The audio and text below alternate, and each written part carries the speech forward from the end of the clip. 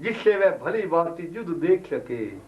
और यह बात सही है कि बवरीक को उस धर्म युद्ध को भली भांति देखा। 18 दिन तक महाभारत का युद्ध हुआ। अंत में दुर्योधन की मृत्यु के साथ इस महायुद्ध का अंत हुआ। पांडव विजयी हुए, कौरव पराजित हुए। इस महायुद्ध की भीषण विषमता में दोनों पक्षों में केवल 10 व्यक्ति ही जिंदा बचे थे। पांडव पक्ष में 5 पांडव, श्री कृष्ण, सत्यकी।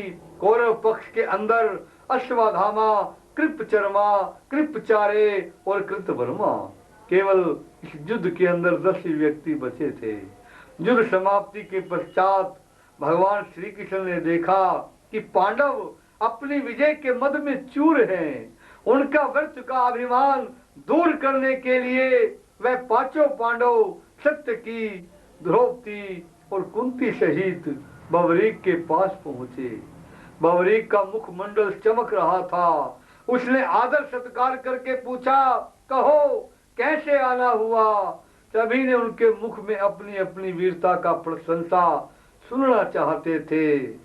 अर्जुन उनके मुख से जय सुनना चाहते थे कि मेरे समान धनुष विद्या का जाता इस संसार में दूसरा कोई नहीं है। वह अपनी प्रशंसा स्वयं करने लगे।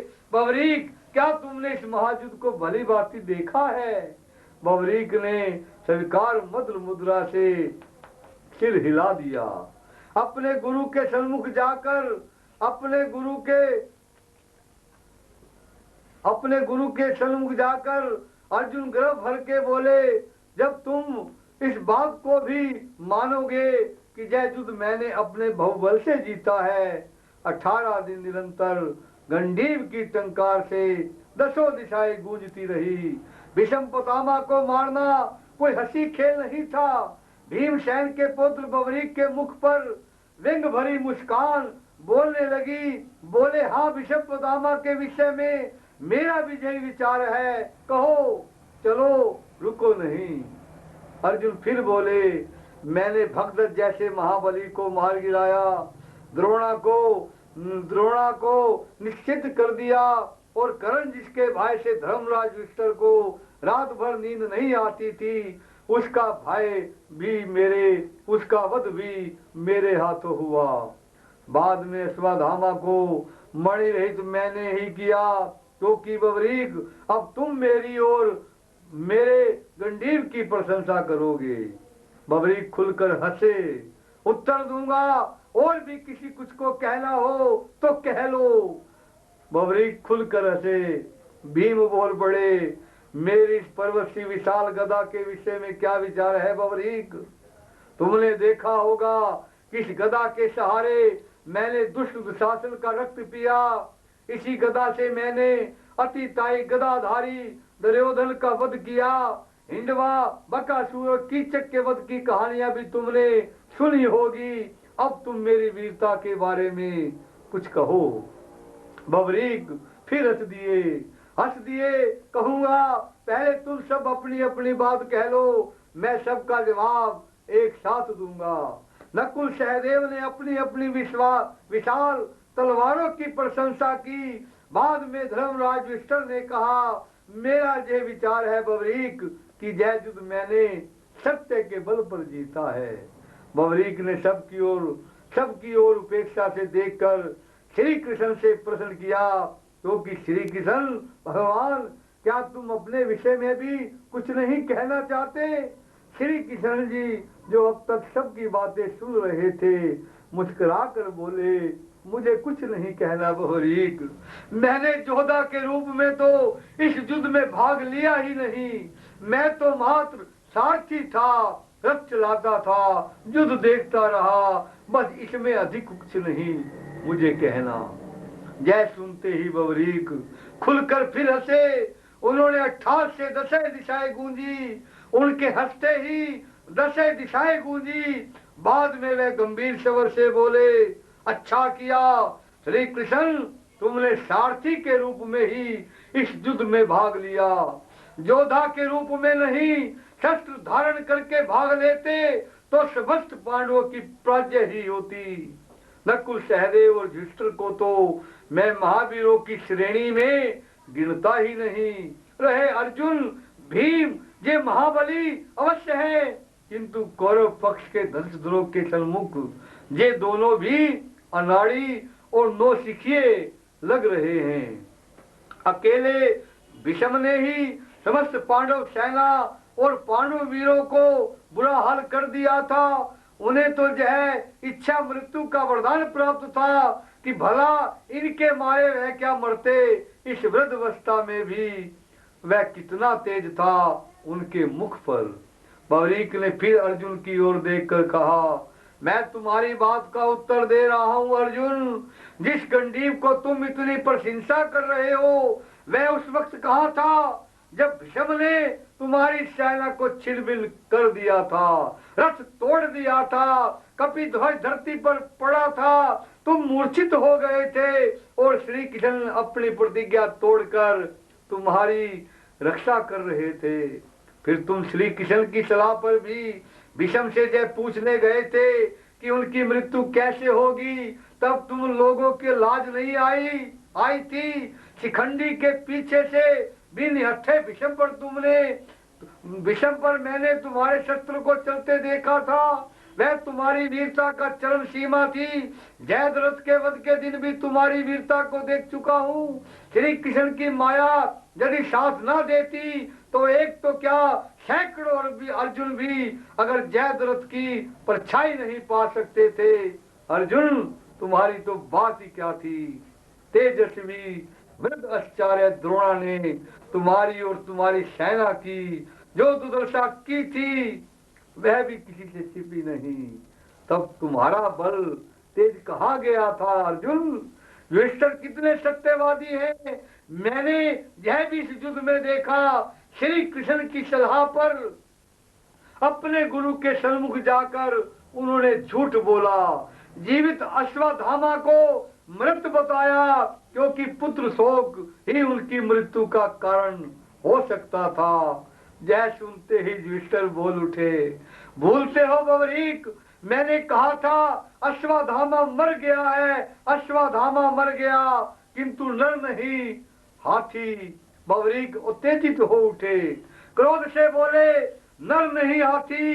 धीमे स्वर से कहा था, मैंने मन में कहा होगा द्रोणा केवल यह सुन सके कि अश्वत्थामा मर गया, अश्वत्थामा मर गया। उसके बाद श्री कृष्ण अर्जुन ने अपने शंख बजाने शुरू कर दिए, क्योंकि यह सब पहले से ही निश्चित था। बवरीक आगे बोले, सुनो अर्जुन, कर्ण के बाणों के सामने तुम्हारे दिव्यास्त्र कहाँ गए थे। उन बाणों को विफल करने के लिए उन्हें चलाया तो था पर असफल रहे थे, क्योंकि सच्चाई यही है ना। श्री कृष्ण ने उस वक्त घोड़ों को बैठाकर अपनी और तुम्हारी रक्षा की, फिर तुम्हारा मुकुट कट गया था। और सुनो, निहत्थे कर्ण को मारते हुए तुमको लाज नहीं आई थी अर्जुन। अर्जुन हतप्रभ हो गए, हैरान हो गए, फिर से बोले, मैं तो रुक गया था, लेकिन श्री कृष्ण को मुझे आज्ञा मिली थी कि यही समय है जब कर्ण को मार सकते हो। यदि कर्ण का रथ का पहिया कीचड़ से निकलकर रथ पर बैठ गया तो एक क्या अनेक अर्जुन भी उसे नहीं मार पाएंगे। बवरीक की वाणी सुनकर, व्यंग भरी वाणी सुनकर अर्जुन को क्रोध आ गया। ठीक ही किया श्री कृष्ण ने, तुम्हें युद्ध जो जीतना था मुझे जाचक बनकर बेकार कर दिया। बलि भगदत्त की प्रचंड शक्ति को श्री कृष्ण ने अपनी छाती पर सहा, क्योंकि तुम्हारे शरीर का वह सत खंड कर देती। हाँ भीम, अब तुम भी सुनो, यह तो सच है कि तुम अतुल बलशाली हो। तुमने निश्चित ही हिंडवा, बकासुर और कीचक को मारा, पर यह युद्ध तो गदा से नहीं जीता जा सकता, क्योंकि इस युद्ध में इस युग के सर्वश्रेष्ठ धनुषधारी सम्मिलित हुए थे। धनुषधारी कर्ण के सन्मुख तुम्हारी गदा को क्या हो गया था, जो तुम जान बचाने के लिए मरे हुए हाथियों के झुंड के पीछे जा छिपे थे।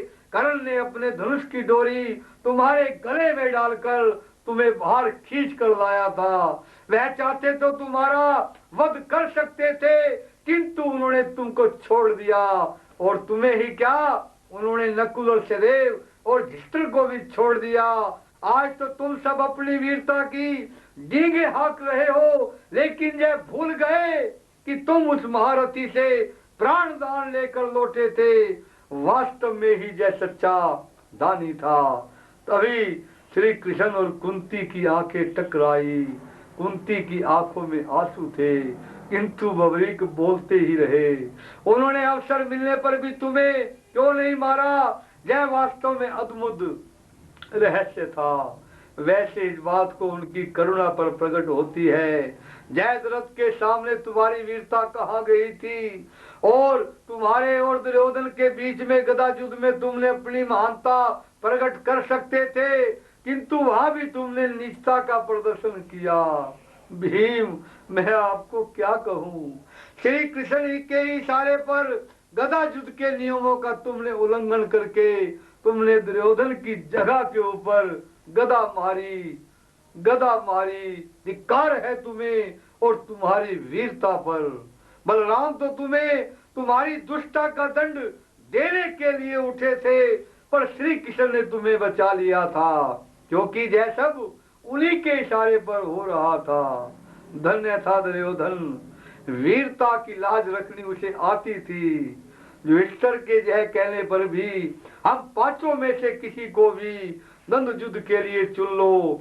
उसने अपने से बलि को चुना। यदि शेष चारों में से वह किसी एक को चुन लेता तो क्या होता? गदा युद्ध व मल युद्ध में ये सब उनके सामने खिलौने थे। वैसे युद्ध में तुम्हारी मृत्यु निश्चित थी, क्योंकि वह गदा युद्ध का श्रेष्ठ ज्ञाता और बहुत फुर्तीला था दुर्योधन। फिर बबरीक सांस भरकर बोले, श्री कृष्ण की नीति पराजित कैसे हो सकती थी? मुझ में यदि कोई पूछे तो मैं तो यही कहूंगा कि इस युद्ध के वास्तविक विजेता श्री कृष्ण ही हैं, जिन्होंने अपनी बुद्धि और नीति के सहारे इस युद्ध को जीता। मुझे तो इस युद्ध के चारों ओर श्री कृष्ण नजर आ रहे थे। श्री कृष्ण नजर आ रहे थे। श्री कृष्ण भगवान का जो चक्र था वो चल रहा था। द्रौपदी के जो केश थे वो खुले थे। द्रौपदी चंडी का रूप धारण किए हुए, खप्पर हाथ में लिए हुए, वो दुष्टों का खून पी रही थी और भगवान का चक्र चल रहा था। मुरली मनोहर, मैंने तो इस युद्ध में आखिर में यही देखा है। जय कहकर बबरीक मौन हो गए। इतना सुनकर श्री कृष्ण महाबली बबरीक को खुश होकर जय वरदान दिया कि महाबली बबरीक, कल युग में आप मेरे नाम से पूजे जाओगे और जो आपको सच्चे मन से ध्याएंगे वह मनवांछित फल पाएंगे। और आज यह सत्य जग में विख्यात है कि उस काल के बबरीक को आज के शाम बाबा कहते हैं। आज सारा संसार उन्हें शीश के दानी के रूप में जानता है, और जो भी सच्चे मन से इनकी शरण में खाटू श्याम जी की जाता है उसके समस्त कार्य प्रभु श्री श्याम पूर्ण करते हैं और उसके जीवन के अंदर सुख संपदा और खुशियां भर देते हैं। उनके जीवन के अंदर सुख संपदा और खुशियां भर देते हैं। जय श्री श्याम खाटू वाले बाबा श्याम। जय श्री श्याम खाटू वाले बाबा श्याम। लीला घोड़ा लाल लगाम जहाँ पे बैठा बाबा श्याम। लीला घोड़ा लाल लगाम जहाँ पर बैठा बाबा श्याम। जय श्री श्याम खाटू वाले बाबा श्याम।